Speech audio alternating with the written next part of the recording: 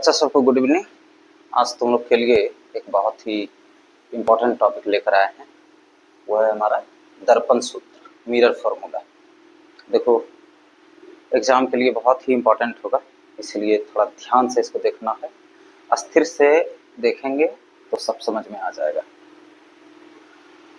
दर्पण सूत्र को हालांकि तुम उत्तल दर्पण और अवतल दर्पण दोनों में प्रूफ कर सकते हो। समरूपता सिर्फ आना चाहिए। मैथ में चैप्टर 6 में समरूपता होता है, वो अगर तुमको आता है तो निश्चित रूप से तुमको मिरर फॉर्मूला समझने में कोई परेशानी नहीं होगी। हालांकि जिसको नहीं भी आता है तो हम थोड़ा सा यहाँ डिस्कस कर देंगे। तो दर्पण सूत्र को अभी जो हम लोग प्रूफ करेंगे वो हमारा होगा अवतल दर्पण में कैसे दर्पण सूत्र प्रूफ करते हैं। बाद में हम लोग उत्तल दर्पण पर भी इसका ये प्रूविंग एक बार देख लेंगे, लेकिन अभी जो हमारा ये वीडियो बनाने का है वो मुख्य रूप से अवतल दर्पण में दर्पण सूत्र को कैसे प्रूफ करोगे। इसके लिए हम लोग सबसे पहले एक अवतल दर्पण बनाए। ध्यान से देखना है, अस्थिर से देखोगे सब समझ में आ जाएगा।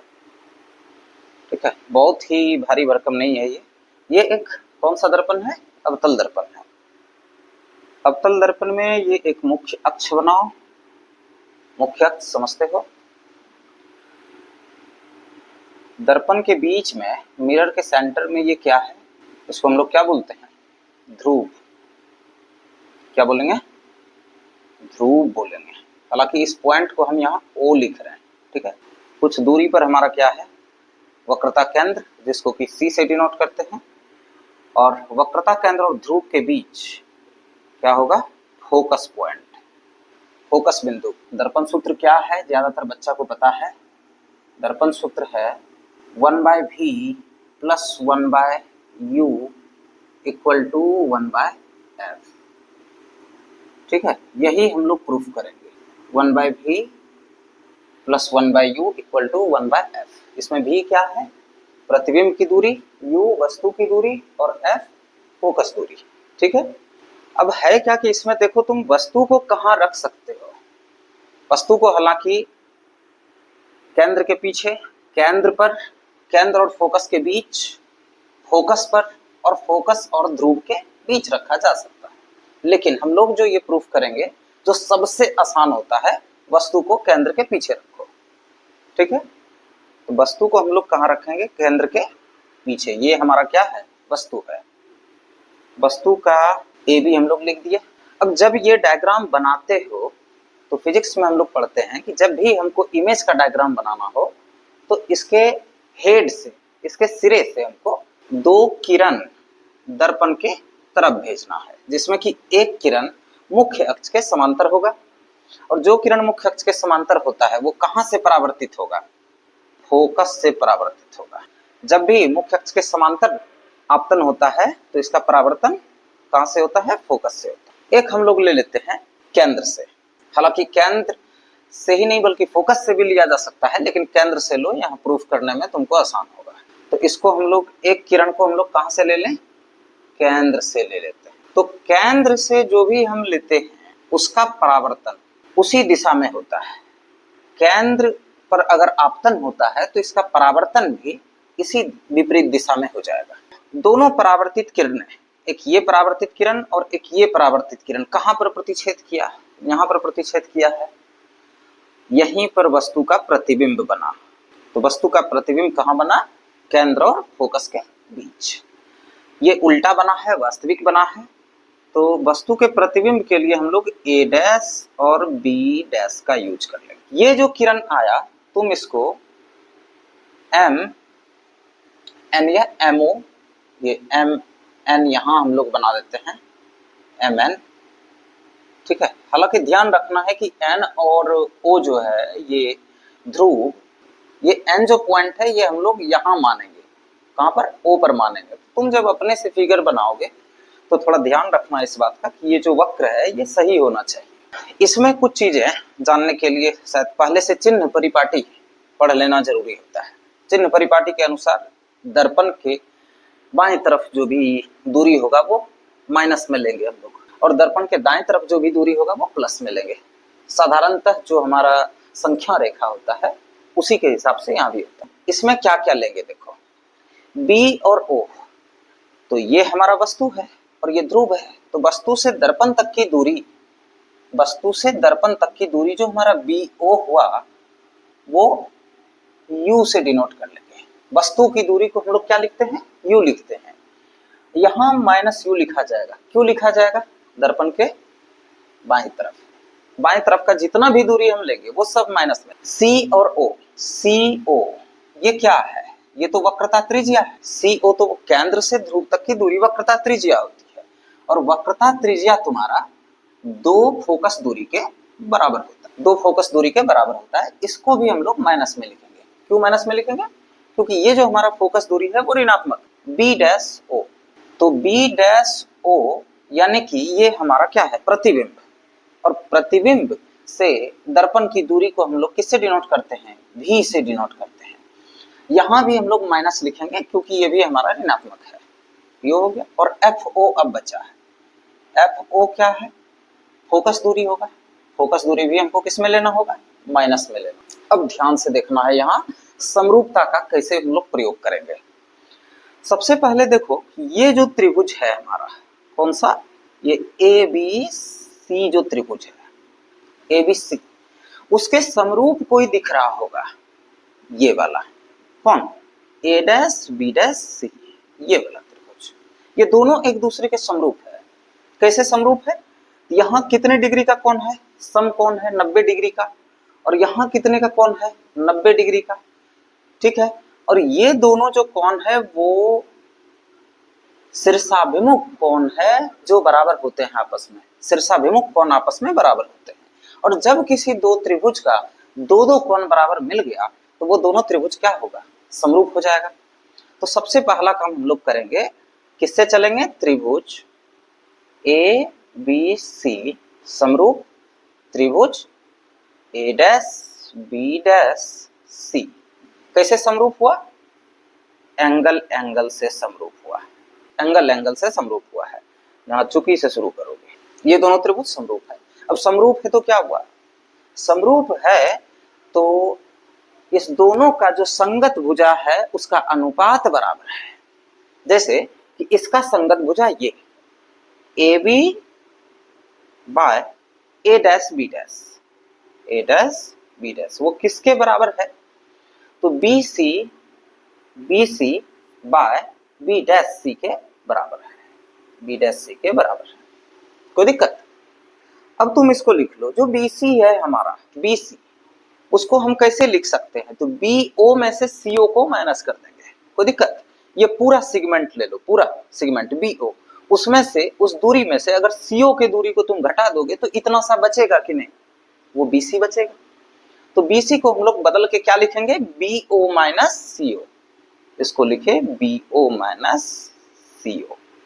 अब नीचे देखो, नीचे है B डैश C, तो CO minus B dash O लिख सकते हैं कि नहीं, ठीक उसी तरह से जैसे इसको लिखे। अब चलेगा BO, यहां देखो क्या है, माइनस U, माइनस CO क्या है वो भी लिखा हुआ है, माइनस 2F, माइनस 2F, इसको ब्रैकेट में ले लेंगे। और CO क्या है, CO है हमारा minus 2F, minus B dash O क्या है, माइनस V। इतना हो गया, इसको तुम थोड़ा और बदल सकते हो, minus U plus 2F bye minus 2F plus V, ठीक। इसको हम लोग इक्वेशन 1 बना दिए। यहां तक समझ में आ गया होगा। फिर से एक बार देख लेते हैं, ये दोनों त्रिभुज हमारा समरूप है, किससे समरूप है, तो एंगल एंगल इसका दो गो मिला, एक ये समकोण मिला और दूसरा ये शीर्षाभिमुख कोण मिला, तो एंगल एंगल से ये दोनों त्रिभुज हमारा समरूप हो गया। त्रिभुज जब समरूप हो गया तो उसका संगत भुजा का अनुपात भी बराबर होगा। तो संगत भुजा, इसका संगत भुजा ये AB by A dash B dash, ये अनुपात लिख लिए, और BC by B dash C, ये दोनों अनुपात आपस में बराबर है, ठीक। BC और B डैश C को बदलना शुरू कर दीजिए। BC को हम लोग लिखे हैं BO माइनस CO, BC लिखना है हमको तो BO में से CO को माइनस कर दीजिए। और बी डैश सी लिखना है तो सीओ में से बी डैश ओ को माइनस कर दिया है। फिर इस दो चारों का वैल्यू हम लोग यहाँ से देख के लिखे हैं।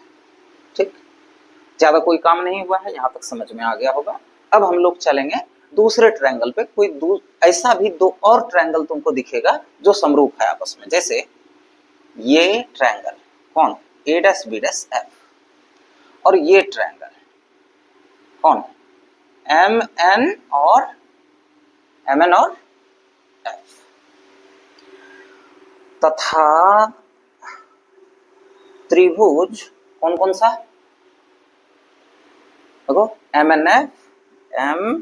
एन एफ समरूप है, किसके समरूप है, तो ए डैश बी डैश एफ के समरूप है। कैसे समरूप है, तो एंगल से समरूप है।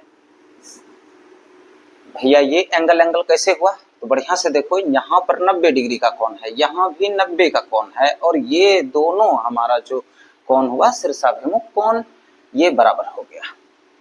ठीक है, इसमें भी संगत भुजा का अनुपात लिखो बराबर। तो M N by A dash B dash, M N by A dash B dash, ये किसके इक्विवेलेंट हुआ, तो F N by B dash F, या N F by B dash F. ठीक है, हो गया यहाँ पर। एन एफ क्या है, एन एफ बताए थे कि O और N ये दोनों संपाती बिंदु है, तो एफ ओ का जो दूरी है वही हमारा एफ एन का भी दूरी है, और एफ ओ का दूरी हमारा है minus F. B dash F को हम लोग कैसे लिखेंगे, तो बी डैश ओ में से एफ ओ को माइनस कर देंगे। बी डैश ओ में से माइनस किसको करेंगे, एफ ओ को माइनस कर देंगे। चले आओ, minus F by B dash O लिखा हुआ है माइनस भी, माइनस एफ ओ क्या लिखा हुआ है, माइनस एफ। ठीक, तो minus F by minus B plus F. बताओ ये जो एम एन जो दूरी है हमारा, एम एन की जो लंबाई है, क्या वो ए बी के लंबाई के बराबर होगी, बिल्कुल होगी, क्योंकि ये दोनों समांतर रेखा है। समांतर रेखा पर अगर हम लोग लंब देते हैं तो वो दोनों लंब की जो लेंथ होती है वो लंबाई बराबर होती है। जैसे कि मान लो दो समांतर रेखा है, यहाँ भी लंब दिया गया है, यहाँ भी लंब दिया गया है, तो इस दोनों ही लंब की लंबाई क्या होगी, आपस में बराबर होगी। तो एम एन किसके इक्विवेलेंट है, तो एम एन हमारा ए बी के इक्वल है, इसलिए हम लोग एम एन को क्या लिख देंगे, ए बी लिख देंगे। एम एन को लिखे A B by A dash B dash equal to क्या मिला, minus F by minus B plus F. ये इक्वेशन हुआ हमारा सेकेंड। अब फर्स्ट इक्वेशन और सेकेंड इक्वेशन दोनों को जरा अच्छे से देखते हैं। तो फर्स्ट इक्वेशन हमारा जो है वो A B by A dash B dash equal to इतना, सेकेंड इक्वेशन में A B by A dash B dash equal to इतना। तो इसी अनुपात का दो अलग अलग वैल्यू, दोनों आपस में क्या होगा, बराबर। समीकरण फर्स्ट और सेकेंड दोनों में जैसा कि बताए थे, A B by A dash B dash का दो अलग अलग वैल्यू आया, तो दोनों आपस में क्या हो गया, बराबर हो गया। दोनों चूंकि एक ही अनुपात का दो अलग अलग वैल्यू है, तो दोनों आपस में बराबर ही होगा। जब अनुपात एक ही है तो दोनों बराबर कर दिए हम लोग। इसी को हम लोग सॉल्व करें, क्रॉस मल्टीप्लाई करोगे, कर दो क्रॉस मल्टीप्लाई। इस दोनों माइनस वाले को ले जाके उधर सॉल्व करो, u भी इक्वल टू, इस दोनों को उधर लेते जाएंगे तो ये प्लस में चला जाएगा, uf plus 2vf minus vf। समझ में आ रहा है, इस दोनों को सिर्फ बराबर के उस तरफ लेके गए, दोनों प्लस में आ गया, यहाँ पहले से ये था। फिर इसको एक बार और u भी बाय u भी इक्वल टू uf इस दोनों को सब्ट्रैक्ट करो तो मिलेगा प्लस VF। मिला? 2VF में एक VF माइनस हो जाएगा तो एक VF हमारे पास बच जाएगा। इस दोनों में क्या कॉमन है? F कॉमन है। अब हम लोग देखते हैं UV इक्वल टू F, यहां हमारा आ जाएगा U plus V, U plus V। ठीक है, कोई दिक्कत? अब चले आओ, यहां से हम लोग क्या करेंगे, इस UV को बाय में लेते जाएंगे, इस F को इधर बाय में लेते आएंगे। अब एक बात बताओ, यहां मल्टीप्लाई 1 हो सकता है कि नहीं? हो सकता है। क्या करना है, अच्छे से ध्यान से देखो, F को बाय में ले आओ, 1 बाय F, 1 को रखें, इसके बाय में F को लाएं, UV को हम लोग उधर बाय में लेते जाएंगे, U प्लस V यहां बचा पहले से, UV को यहां बाय में लेते आए। अब ब्रेक करने तो आता होगा, 1 बाय F इक्वल टू, इसको ब्रेक करो, ब्रेक जब करेंगे हम लोग तो U बाय UV और V by UV, U by UV में U cancel, 1 by V plus V by UV में V कैंसिल और 1 बाय U। क्या मिला? 1 by V plus 1 by U equal to 1 by F। एक ये तरीका है। दूसरा, कई सारे बुक्स में या कई सारे टीचर्स यहां के बाद एक डिवाइड करने का ऑप्शन देते हैं, उसको भी समझ लेते हैं। यहां तो समझ गए यहां तक कि प्रूफ हो गया हमारा। अब देखो, हम लोग यहां से दूसरे तरीके से भी कर सकते हैं, इसी पूरे इक्वेशन को हम लोग U भी F से डिवाइड कर सकते हैं। समीकरण को यहां से, चलो ये हमारा दूसरा तरीका से, समीकरण को U भी F से भाग देने पर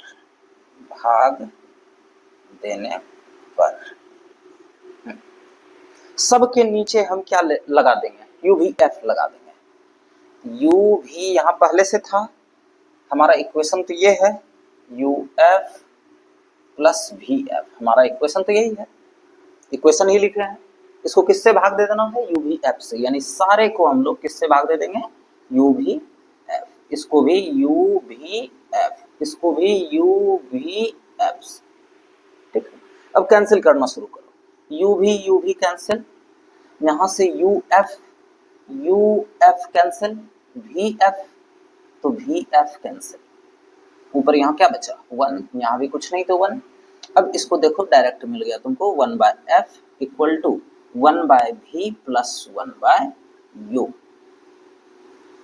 इस तरीके से भी प्रूफ किया जा सकता है। यहां से हम लोग या तो ये सॉल्यूशन या फिर ये सॉल्यूशन, दोनों में से किसी का भी यूज कर सकते हो, ये भी कोई कॉम्प्लेक्स नहीं है। यहां से हम लोग कुछ नहीं किए हैं, बस F को इधर बाय में लेते आए और U भी को इधर बाय में लेते गए, बस।